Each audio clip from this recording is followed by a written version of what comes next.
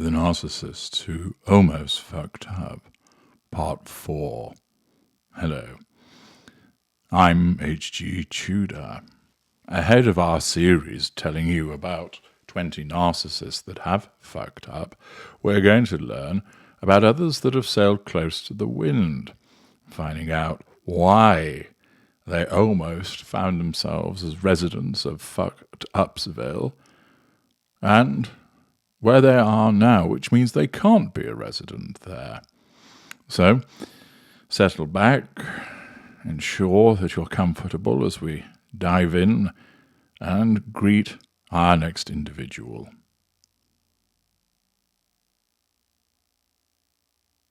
We have Donald Trump. Could it be that the Donald has a new build waiting for him at the end of the close in fucked upsville? Or might even he be slung into fucked upsville correctional facility? The overseer of Orange needs little introduction. Donald John Trump is an American politician, media personality, and businessman who served as the 45th President of the United States. A popular yet divisive president, he lost the 2020 election, although has never accepted that he actually did so, regarding that election as rigged. Would losing an election see him become a resident of fucked upsville? No. How about one that was rigged? Was it rigged because of who he was, because of his narcissism? He, of course, posed a continued threat to the Democrats who wanted Joe Biden to win. But if it was an unfair election, this was more about ensuring Biden won and keeping Trump out. Does losing a purportedly rigged election consign him to a zip code on Loser Lane in fucked upsville? No, it doesn't. But is there anything else? Trump is the only American president to have been impeached twice. After he tried to pressure Ukraine in 2019 to investigate Biden, he was impeached in December by the House of Representatives for abuse of power and obstruction of Congress. He was acquitted by the Senate in February 2020. The House impeached him a second time in January 2021 for incitement of insurrection, and the Senate acquitted him the next month. Scholars and historians apparently rank Trump as one of the worst presidents in American history, although, of course, they only have a limited number of votes, so many people would say, who cares? During the 2016 presidential election campaign, American Media Inc., the parent company of the National Enquirer and a company set up, was paid, or rather they paid, Playboy model Karen McDougal and adult film actress Stormy Daniels for keeping silent about their alleged affairs with Trump between 2006 and 2007. The relevant individual, Cohen, in Trump's team, pleaded guilty in 2018 to breaking campaign finance laws, saying he had arranged both payments at the direction of Trump to influence the presidential election.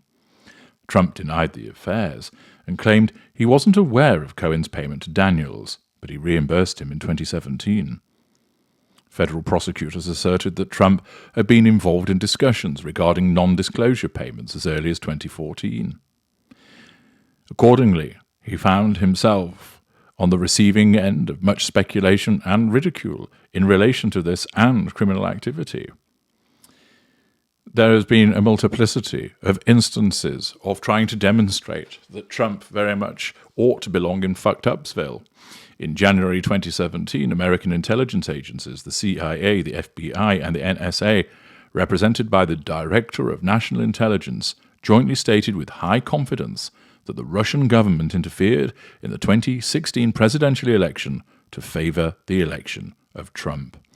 In March 2017, FBI Director James Comey told Congress, "The FBI, as part of our counterintelligence mission, is investigating the Russian government's efforts to interfere in the 2016 presidential election. This includes investigating the nature of any links between individuals associated with the Trump campaign and the Russian government, and whether there was any coordination between the campaign and Russia's efforts." In July 2016, the FBI launched an investigation codenamed Crossfire Hurricane into possible links between Russia and the Trump campaign. After Trump fired FBI Director James Comey in May 2017, the FBI opened a counterintelligence investigation into Trump's personal and business dealings with Russia. In 2018, 4 investors filed a federal class action lawsuit against Trump, the Trump Organization, and his 3 eldest children for not disclosing that they were paid by ACN Inc. when they recommended the company as a sound investment on The Apprentice. In July 2019, a district judge permitted the lawsuit to proceed with state-level claims of fraud, false advertising, and unfair competition. The case is slated to go to trial in January 2024. In September 2022, the New York State Attorney General filed a civil fraud case against Trump, his 3 eldest children, and the Trump Organization. In December 2021, the Attorney General's office had subpoenaed Trump to produce documents relating to his business. In April 2022, a New York State judge held Trump in contempt of court for failing to comply with the subpoena and imposed a fine of $10,000 per day until he did comply. Trump was deposed in August and invoked his Fifth Amendment right against self-incrimination more than 400 times. In May 2023, a New York jury in a federal lawsuit brought by journalist E. Jean Carroll found Trump liable for sexual abuse and defamation and ordered him to pay her $5 million. Trump asked the district court for a new trial or a reduction of the damage award, arguing that the jury had not found him liable for rape and also in a separate lawsuit countersued Carroll for defamation. The judge for the 2 lawsuits ruled against Trump in July and August. Trump appealed the jury's verdict to an appeals court. Just a few of the legal actions that Trump has been facing. And within 3 years of leaving office, Trump has been criminally indicted on 91 counts of federal and state felonies, and therefore, if convicted, could go to prison. These are not the totality of the issues, but contains the main thrust of problems for Donald Trump and perhaps the suggestion that he has become a member of Fucked Upsville. Yet, despite the somewhat relentless pressure and allegations levelled at him, he remains unconvicted. He remains a free man. He remains wealthy. Forbes, in their 2021 billionaires ranking, stated that his net worth was estimated to be $2.4 billion. As of October 2021, Trump had over $1.3 billion in total debts, much of which are secured on his assets. In 2020, he owed $640 million to banks and trust organizations and approximately $450 million to unknown creditors. The value, however, of his assets exceeds his debts. Therefore, he remains solvent and a billionaire. Furthermore, he is very much in the running for the Republican nomination for the presidential race in 2024. Only a few days ago, according to a YouGov poll in The Economist, Trump found himself on 55% of the vote, with DeSantis just on 15%. A comprehensive lead for Donald Trump, way ahead of his nearest competitor. In a recent survey, 66% of Republicans and Republican-leaning independents have a very, almost favorable opinion of Trump.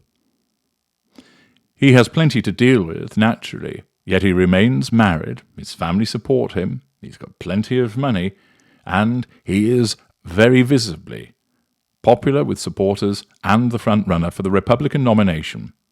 He also, of course, thrives on the adoration that he receives alongside the vitriol that he generates.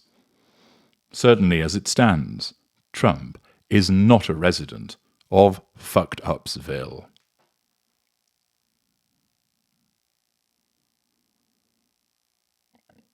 Our next individual is Elon Musk.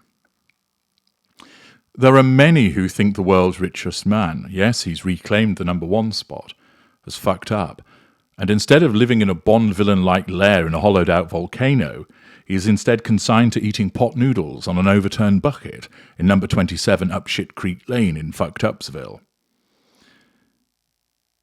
He's a business magnate, an investor. He's founder, chairman, CEO, and chief technology officer of SpaceX.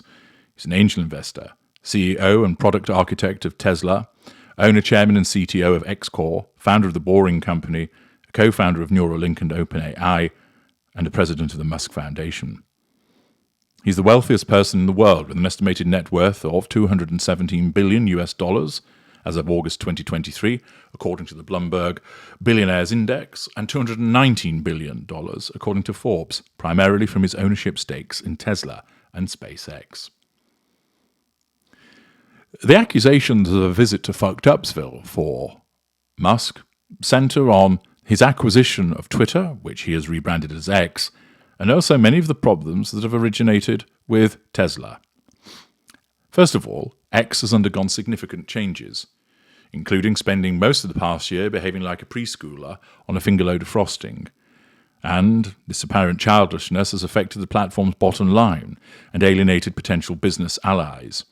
After announcing plans to buy out Twitter investors at an overinflated $54.20 a share, he quickly reversed course with an erratic campaign to scuttle his own deal. However, shareholders forced Musk to honor his initial offer, and he took up residence in the company's San Francisco headquarters, announcing immediate and drastic plans to cut staff roles by 75%. In the cold calculus of profit and loss, that move might have made sense to some. Musk took on $13 billion worth of debt to purchase Twitter, servicing that will require nearly $1 billion in annual payments to the banks. Money Twitter, or X, is now struggling to generate. But Musk's behavior didn't end with the deal and the need to pay off the debt it generated. Early mass layoffs, including many of those charged with keeping the social network up and running. In the months since, X has suffered an increasing number of technological malfunctions. He then moved to introduce a pay-for-verification plan that would cost subscribers $8 per month. This fell apart almost immediately, after the heads of Twitter's security, privacy and compliance teams quit. X's lawyers had warned that the mass verification push could jeopardize user privacy and expose the company to billions in government fines for violating a Federal Trade Commission consent decree. By the end of the year, Musk reneged on his pledge to make X a common digital town square where a wide range of beliefs can be debated in a healthy manner. He began binging on right-wing memes, giving prominent space on the network to certain investigations, which he dubbed the hashtag Twitter Files. Musk cherry-picked to reveal the files that had their own reactionary agendas. The highly partisan hashtag Twitter Files ended up alienating half of the users Musk once claimed he wanted to welcome into healthy discussions with their ideological others. Of course, he thrives on such controversy. He also suspended journalists whose reporting he didn't like. He demanded that the platform's algorithms be manipulated to prioritize his posts above all others. Well, why not? He owns the fucking thing. His shutdown of independent researchers' ability to access Twitter data occurred. He censored critics of India's conservative government, and he refused to abide by a poll where the majority of users said he should step down as head of the platform. The estimated value of X has plummeted by tens of billions of dollars, making it arguably the most costly deal in the entire history of media acquisitions. Controversial figures who had previously been banned from X were allowed back amidst bleating from certain quarters that X was now becoming a toxic venue. In other words, they loved it when their detractors were silenced, but not so much when their detractors were allowed back on. So much for free speech, huh?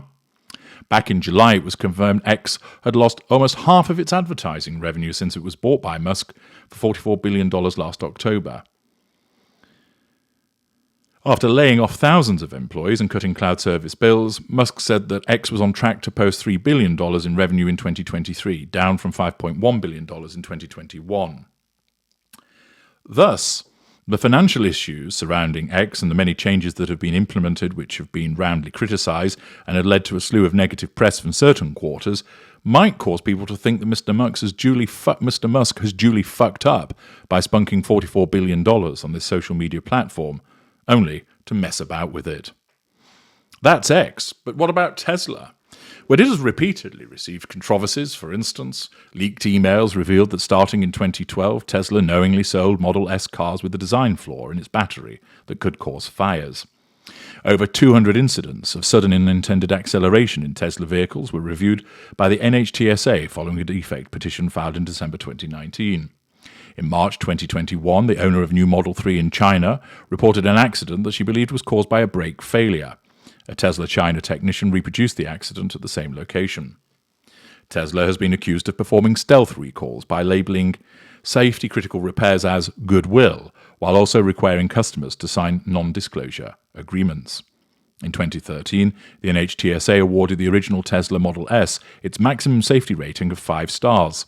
Tesla subsequently claimed that, based on the details of the test, it actually achieved 5.4 stars, prompting the NHTSA to release a statement reaffirming that it does not award more than 5 stars and that Tesla was misleading the public.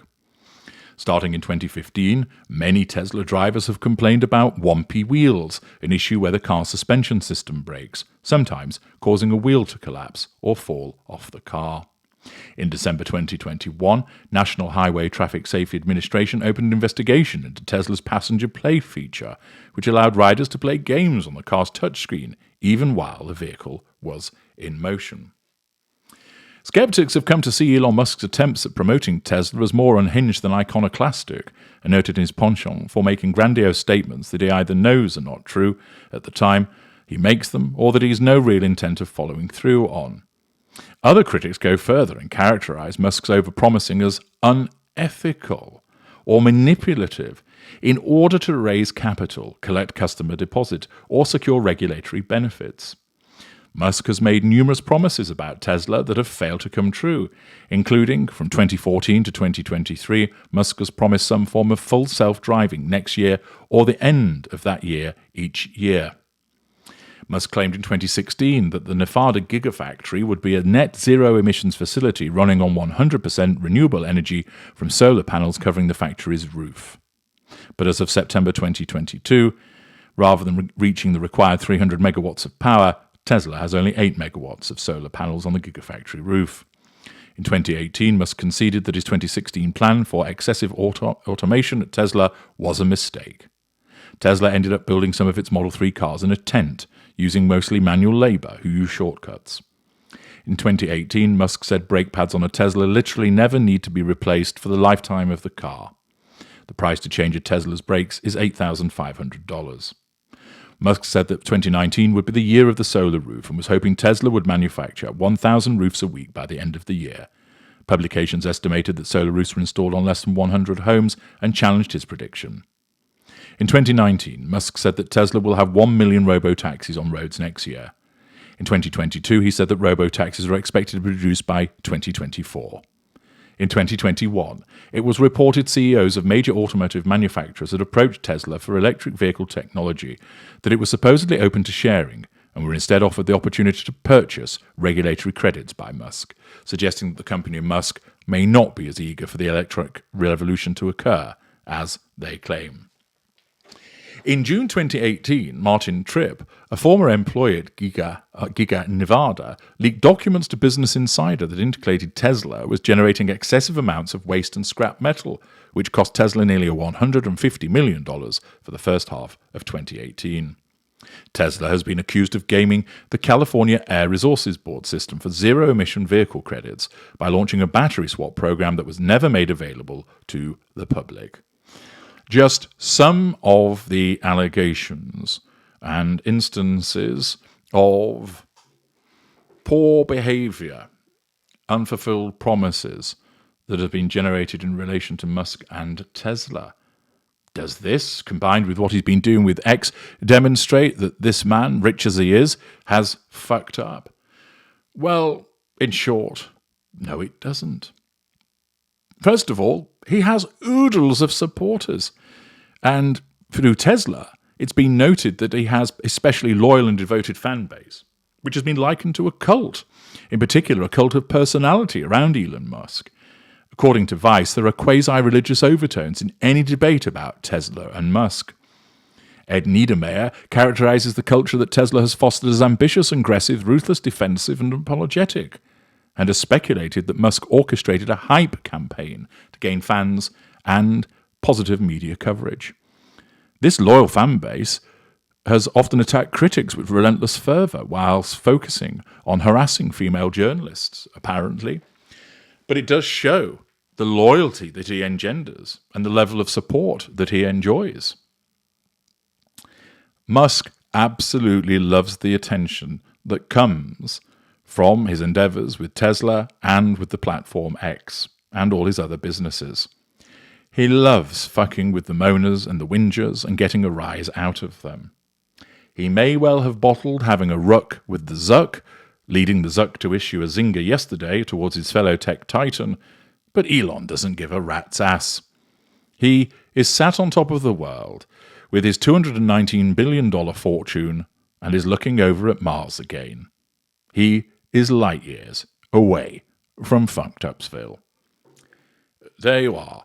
Just a number of narcissists who you might have thought have fucked up, but it's evident that they haven't, because they're still very much in the game in some shape or form.